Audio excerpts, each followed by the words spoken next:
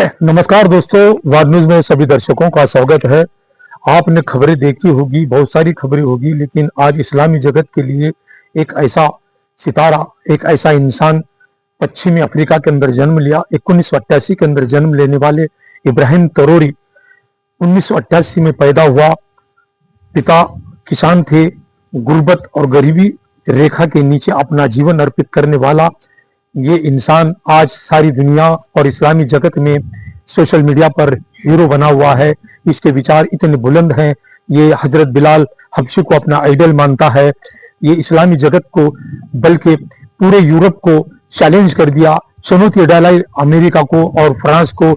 और ये देश का नाम है बुर्किना फासो। बुर्किना फासो पश्चिमी अफ्रीका के अंदर है। इसकी कुल आबादी 2 करोड़ 60 लाख है और इसका जो क्षेत्रफल है केवल 216 किलोमीटर है। 64% मुसलमान हैं, 23% क्रिश्चियन हैं, बाकी के अन्य मजहब के लोग हैं। लेकिन सबसे बड़ी बात चौंकाने वाली है कि फ्रांस और अमेरिका का इस देश पर कब्जा था और यहाँ फ्रांस का फ्रैंक करेंसी चलती थी। लेकिन जैसे ही 2022 में कैप्टन इब्राहिम तरोरी ने पदभार संभाला राष्ट्रपति का, फ्रांस को और अमेरिका के सिफारतखाने बंद कर दिए और वहां पर उनकी जो जमीन की, उनके जो देश की जो आमदनी का साधन था वो सबसे बड़ा खेती और सोना था।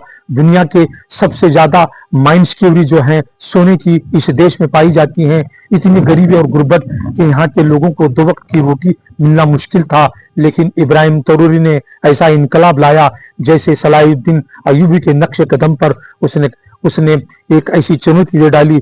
अमेरिका 20 बार प्लान बनाया इब्राहिम तरोरी को मारने के लिए, लेकिन ईमान का पक्का और सच्चा ईमानदार व्यक्ति था जो आज इन सब के चुंगुट से बचकर अल्लाह पर भरोसा करने वाला ईमान वाला था। इब्राहिम तरोरी आज पूरे दुनिया में सोशल मीडिया पे छा हुआ है।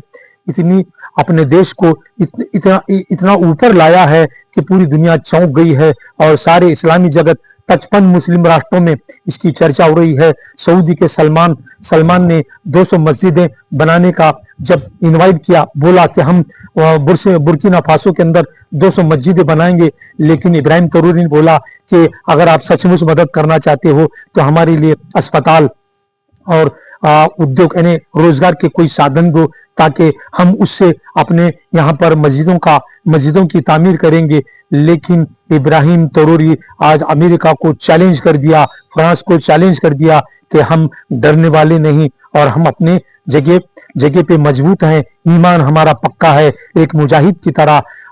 इसके बुलंद हौसले को देखकर रशिया के व्लादिमीर पुतिन ने न्योता दिया। रशिया में जब वो गए तो वहां से बहुत सारी चीजों का साझा समझौता किया।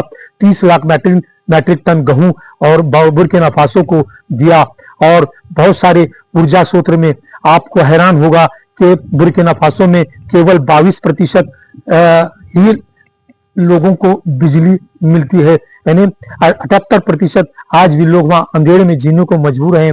इस सड़कों का नाम और निशान नहीं है। इतनी बद से बदतर हालत के अंदर वहां के लोग हैं।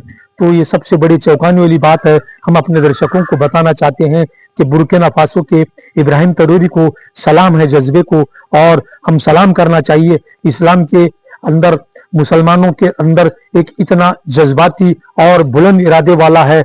आज उसने 2022 में जैसे पदभार संभाला और 3 साल के अंदर बुर्किना फासो की काया तख्त पलट दी और सड़कें रोजगार उपलब्ध कराए, गरीबी भूखमरी से लोगों को बचाया, सोने का उत्पादन में बढ़ोतरी की, अंतर्राष्ट्रीय मुद्रा कोष से लोन लेने से इनकार कर दिया। तो फ्रांस चाहता था कि किसी तरह से बुर्किना फासो को कर्ज दिया जाए और डुबो दिया जाए, और इसके अय्याश प्रस्त जो पहले के पूर्व राष्ट्रपति थे वो अय्याशी थे, वो केवल अपना देखते थे और अय्याशी में जिंदगी गुजारते थे।